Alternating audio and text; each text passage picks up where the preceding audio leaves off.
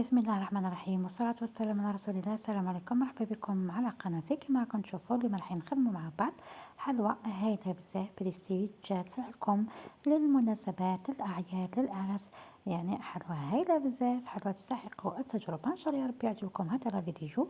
مهم ما تنساوش الاشتراك في القناة ليصلكم كل ما هو جديد من حلويات يومي فيديوهاتي. بلا ما تنساو الإعجاب للفيديو. خليكم مع الصور ومن بعد نروح مباشرة لطريقة التحضير. كأول مرحلة هنايا راح نبداو بعجينة الصابلي. بالنسبة لعجينة الصابلي هنا واش عندنا هنايا 100. أنا هنايا وزنت 125 غرام من الزبدة، عندنا 40 غرام من السكر، عندنا بيضة، عندنا هنايا 25 غرام من الكاكاو، وعندنا أنا تقريب هاد الكميات لي 210 حتى 240 على حسب نوعية الفرينة اللي عندكم. بلا ما تنساو في الاخير ليكستري تاع الفانيلا. درك هنايا واش حنديرو، حنبداو نحطو الزبده، وزن الزبده. للعلم فقط الزبده هنايا اخدمو على حساب الكميه اللي رايحين نتوما تستعملوها. انا خدمت بكميه صغيره فقط. المهم دوك هنا راح نديرو 125 غرام زبدة مع 40 غرام من السكر. بعد ما هنا السكر عادة السكر مهما نغربلوه مهما ديك تلقاو ديما يخلي هادوك الحبيبات تزيدو عاودو صفيهم كيما انا هكا. درك هنايا فقط طريقة وحدة، هنايا قعدو خدمو بسباتولا برك هكا باش كي طلعو بالباتوغ ما كان هداك السكر الغبرة تاعو كامل تطلع لكم. هنايا راني هبطت شوية برك بسباتولا ومن بعد راح نطلعو بالباتوغ.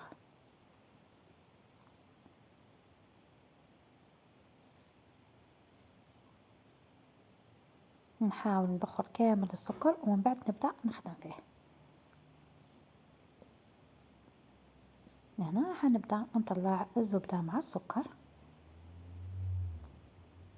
نطلعوهم مليح حتى يتغير لون الزبدة. في المرحلة هذه انايا نطلع ونزيد نضيف البيضة. بيضة هنا نضيفو بيضة كاملة.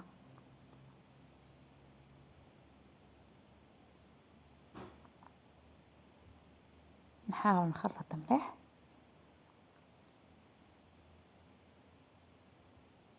هنا راني نحس بالزبدة تاعي راهي خفيفة، تالمو راهي طلعتها مليح.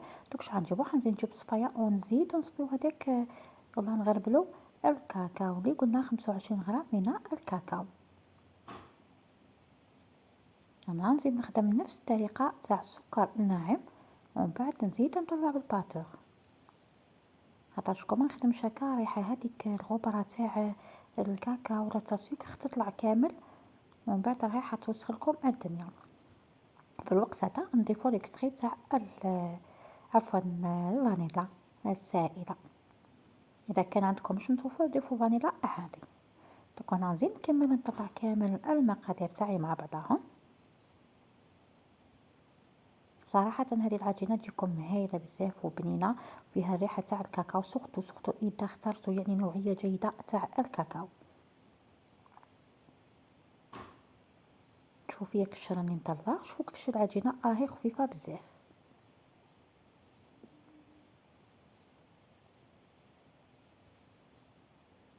في المرحلة هذه راح نبدا نضيف الفرينة. انا هنايا استعملت 210، واذا كان يعني الفرينة تاعكم داك على حساب نوعية الفرينة، كاينه اللي تشرب وكاينه اللي ما تشربش.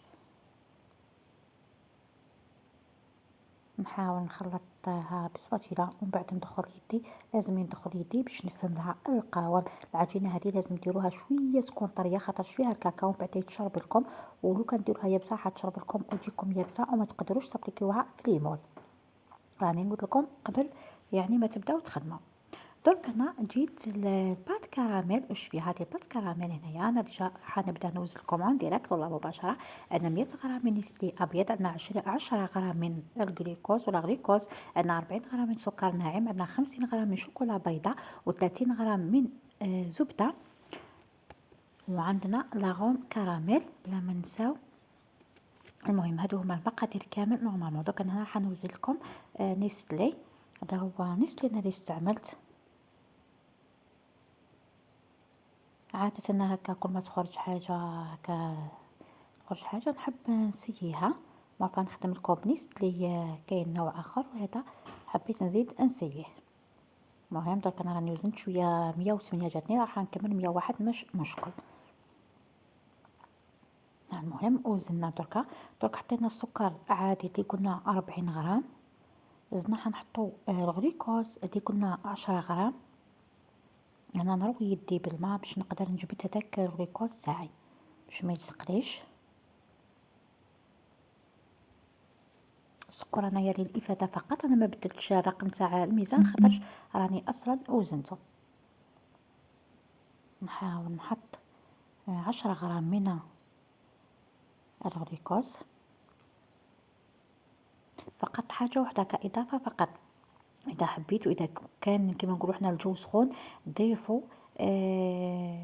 5 غرام من الجيلاتين. اوكي اذا كان الحال سخون ضيفوا 5 غرام من الجيلاتين، واذا كان يعني في الشتاء عادي ما تضيفوش. اوكي هذه فقط للافاده.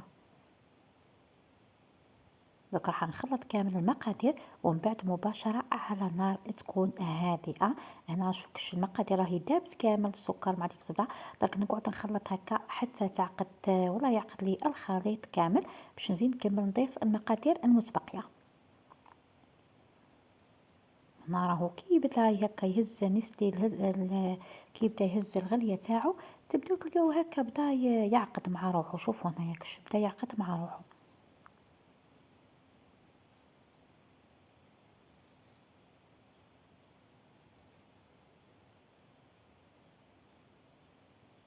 المهم هنايا شوفوا الكاع تاع الكاسرونه راهو كي نخلطو بالسباتيلا تلقاو هذاك الكاع بدا يتهز ولا يبان. درك هنا واش حنضيفو الشوكولا اللي قلنا 50 غرام شوكولا بيضاء. نحاول نذوب انا الشوكولا تاعي كامل كما قلنا وكما فهمتكم. اذا خدمتوا هذه الحلوى في الصيف ضيفوا 5 غرام من الجيلاتين خاطرش راح تذوب لكم وتهبط لكم هذه هي لاباط.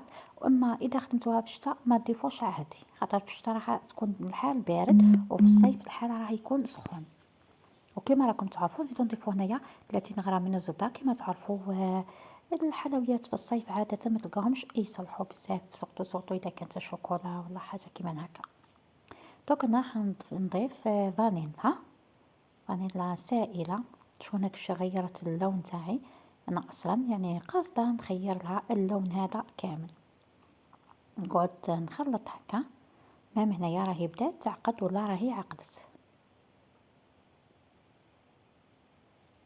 درك انا هنايا جبت هذا المول تاع البيراميد هو اللي راح نستعملو. هذا المول عنده كيما نقولوا حنا تاع زمان كيما خرج بعد سيليكون. هذا المول شريناه. المهم هذا المول هو اللي راح نخدم. نتوما اذا كان عندكم اي نوع تاع مول عندكم حطوا اي شكل تحبوا. انا عجبني هذا حبيت نحط هذا. دوك انا راح نعمر المول تاعي، نعمر كامل الحبات تاعي ونخليوه يبات الليله كامله. اذا خدمتوه مثلا خدمتوه في الصباح هكا بكري نورمال، واذا حبيتو تكملوا الحلوه تاعكم العشيه راح يجمد لكم خاطرش ماكسيموم ساعتين يحكم روحو. لكن انايا يعني قصدت نخليه يبات لي ليله كامله. المهم ضيفوه في المجمد وخليوه يبات لكم. والله اذا خدمتوه الصباح خدموه العشيه راح تلقاوه واجد ولا تلقاوه جامد. داك نحاول نعمر كامل هنا المول. انا المول هنايا مرانيش كدا نعمر فيه كامل باش متجينيش عاليه. نحاول نكمل كامل الحبات تاعي. انا راني كملت درك مباشره للمجمد ونخليوه يبات ومن بعد نكملو. انا خدمت لاباط تاع كراميل قبل باش هكا نيفيتيها عليا. درك باش جيت نحط هذا هو اللي رايحين نستعملو ولا باش جيت نخدم الصابلي تاعي. شوفوا هنا العجينه كي قلت لكم انايا خلوها شويه يابسه عفوا لو شويه طريه خاطر شي من بعد يتشرب لكم. شوفوا هنايا يعني جاتني مليحه بزاف وعاونتني بزاف في الخدمه. لو كان درتوها يابسه مش هتعاونكم ما تقدروش خلاص تابليكيوها في ليمون. المهم درك انا هنا راني سبق وخدمت بهذا نوع من انواع الحلويات بهذا المول يعني نفس الطريقه. هزو كميه العجينه حاولوا تابليكيوها كامل في المول وديروها رقيقه ما ديروهاش خشينه بزاف.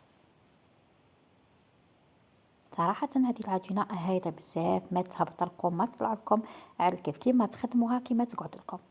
تبعوا فقط لا فيديو.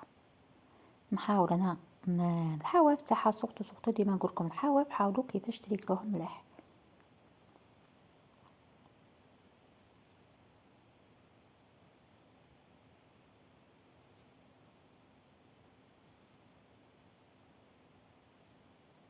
درك أنا في المدة هذه أنا اللي راني نخدم في الحلوى تاعي، نشعل الفور تاعي على درجة 180 درجة، كي يسخن نبداو نحطو الحلوى تاعي ولا نحط الحلوى تاعي، خاطرش مش حطولكم بزاف الحلوى هذه. هذا هو الشكل اللي أنا تحصلت عليه.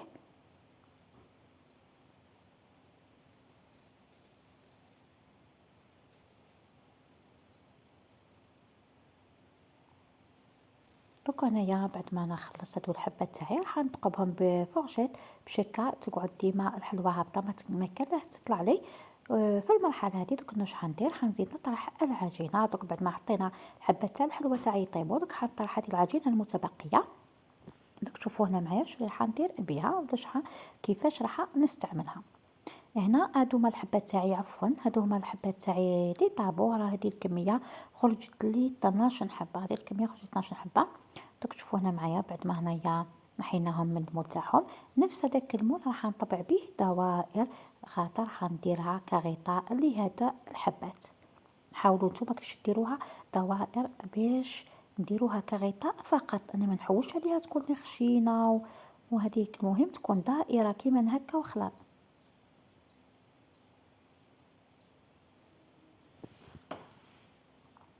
درك هنايا جينا الكراميل تاع سنيكرز. شحال نحط انا هنايا عندنا 50 غرام من السكر حرش، انا ديجا راني وزنت. عندنا 100 غرام من كريم فريش، وعندنا هنا 20 غرام من الزبده. شحال ندير هنايا، حنحط السكر تاعي عاده يتكرمل، حطوه على نار هادئه. اقعدوا معاه ما تخطوش خلاص هذا السكر، حتى شكون يتحرق لكم الكراميل تاعكم راح يجيكم مره. شوفوا هنايا كش راهو ديجا تكرمله وحده. هنايا كاين نلقاه بعد الكراميله. نتوما حاولوا كش تحركوه شويه، ما تحركوش بعد في البدايه اوكي باش ما يتكسلكمش هذاك القوام تاع الكراميل. دوك المرحله دي بعد ما داب حنضيف انايا كريم فريش، تكون 100 غرام من الكريم فريش وتكون ساخنه. سخنوها ما تحطوهاش بارده، باش كون تحطيها بارده راح تفزت لك الكراميل. دوك نحاول نضرب ولا ناكتيفي كيفاش راح نحرك هذيك الكراميل باش هكا ما تيبسليش كامل.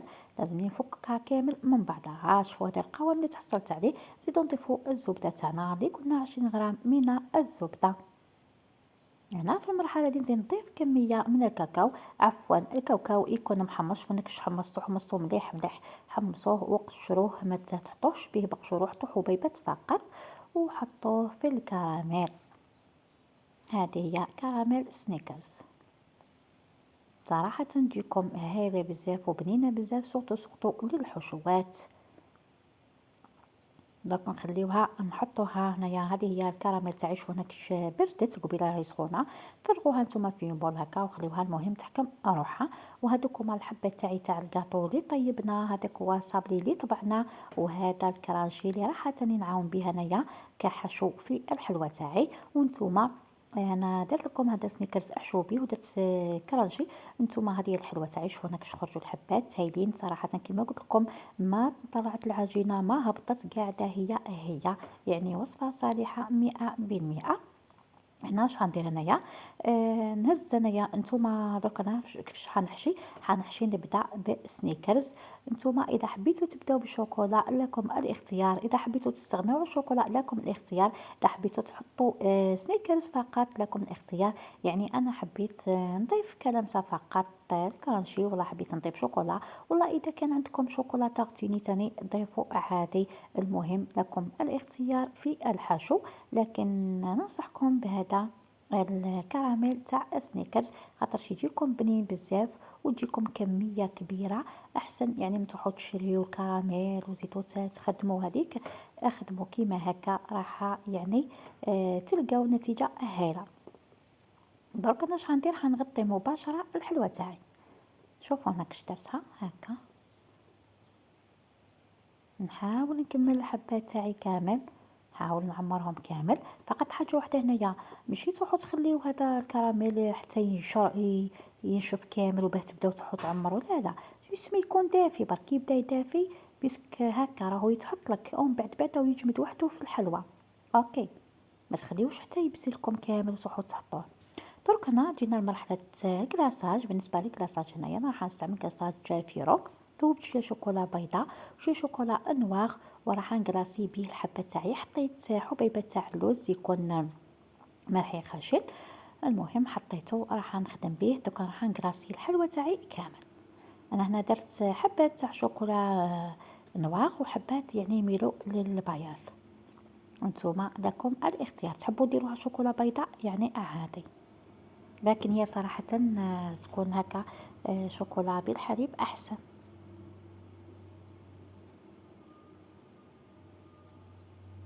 نحاول نكلاصي كامل الحلوى تاعي.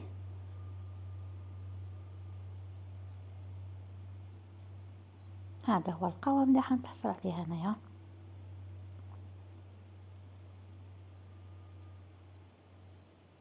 انا صراحه خدمت الحلوى هذه اليوم سخانه، يعني صراحه شويه عذبتني حتى حطيتها في الثلاجه خاطر راني باش نخلص لا فيديو. حطيتها في الثلاجه باش شاحت لي هذيك الشوكولا. درك هنايا هذا هو لاباط تاعي تاع الكراميل. شوفوا الحلوى تاعي هنايا هايله بزاف صراحه. تحبوا تخلوها هكا يعني لكم الاختيار، تحبوا تخلوها هكا ما كان لا ديروا لها هذه بات كراميل. اوكي، لكم الاختيار. شوفوا هنايا كيفاش انايا نحيت هذه لاباط تاع كراميل.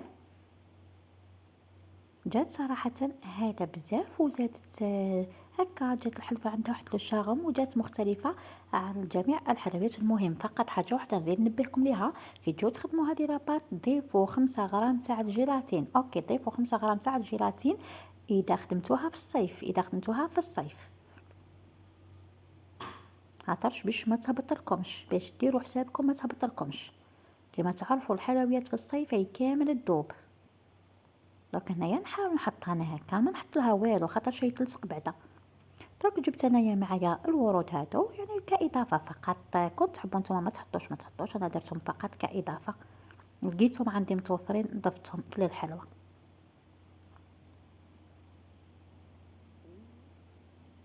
هذه هي الحلوى تاعي. شوفوا هنايا كيفاش خرجت، شوفوا هنا الشكل تاعها. على بها قلت لكم هذه الحلوى تخرج لكم هايله بزاف وبريستيج وزيد بنينه بزاف صراحه. وصفه تستحق التجربه.